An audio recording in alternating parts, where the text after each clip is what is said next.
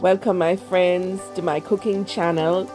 This is Cuisinease with Chef Jacqueline. This is where you can learn to make dynamic meals using simplistic ingredients.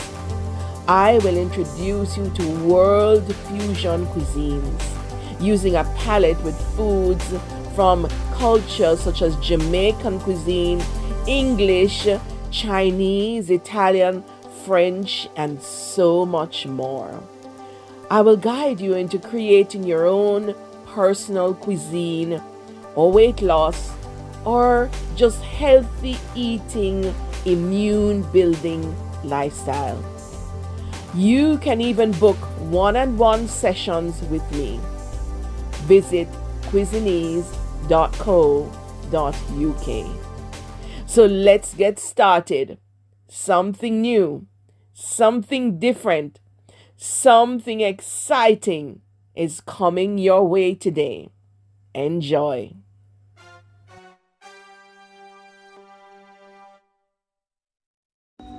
Now, I actually couldn't teach you Jamaican cuisine without teaching you how to make Jamaican boiled dumplings. All right?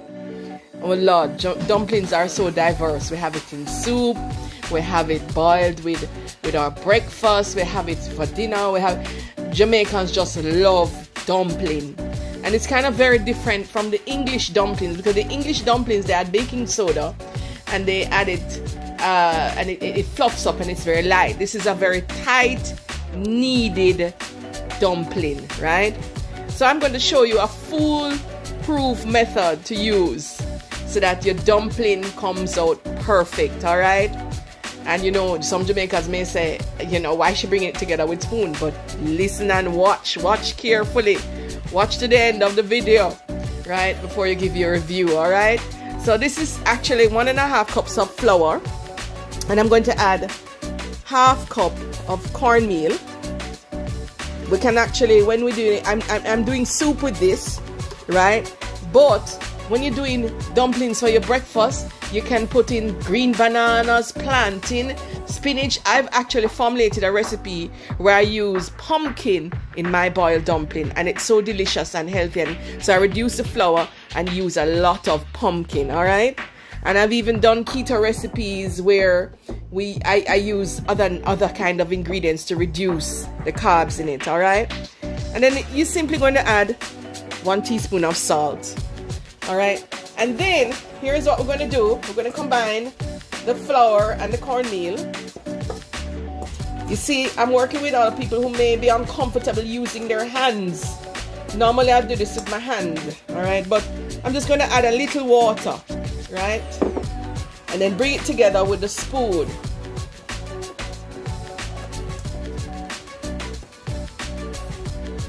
Keep adding a little water at a time. Just about 1/4 cup of water. And you can see the dough coming together.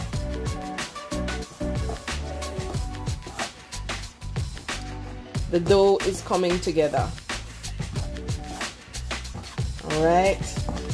We need to add a little more water because we don't want to have any more flour and cornmeal left in the base there.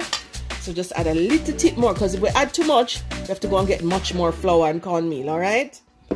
So we add a little more liquid and we bring it together again. All right? And a little bit more.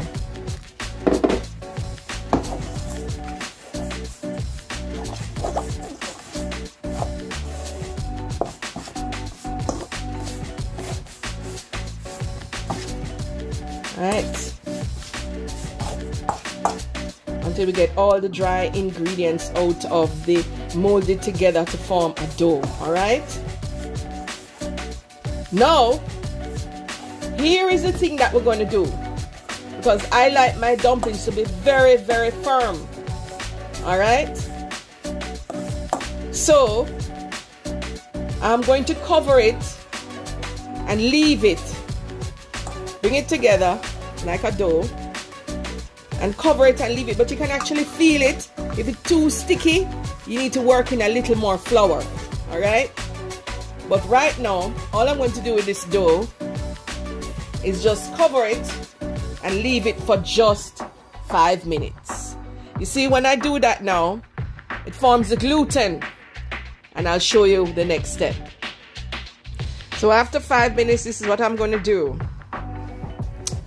I'm going to knead the dumpling well. As I said, if it started to feel a little sticky, when you stick your hands there, then it means you have added too much water. So you just continue kneading this. Alright? It might be a little bit sticky, but I'll work with it that way because I notice it's sticking to my hands a bit. And you just roll it over. And you keep kneading. And you keep kneading. It's like you're making bread. And you're going to knead it for about 5 minutes until it's smooth and it comes together and it's quite firm. Alright? And you knead your dumplings. Knead your dumplings. Knead, knead, knead, knead. No, I can't sing it up. Because if I sing, I don't think you guys would watch another video by me. Alright? So I keep on kneading. 3 to 5 minutes. Alright? Oh, you're forming the gluten in it. And it's getting very firm. So when you bite it, so in Jamaica, the grannies can't have this, you know, the boiled dumpling like this. Because the teeth will come out. But I love it. Very firm. Alright? I'm going to continue kneading a little more. I actually kneaded and kneaded and kneaded until it's smooth. There it goes. And then we actually just form them, take off a bit, and we form them in boils. Balls, not boils. I'm going to leave that there because remember, we do real life, right?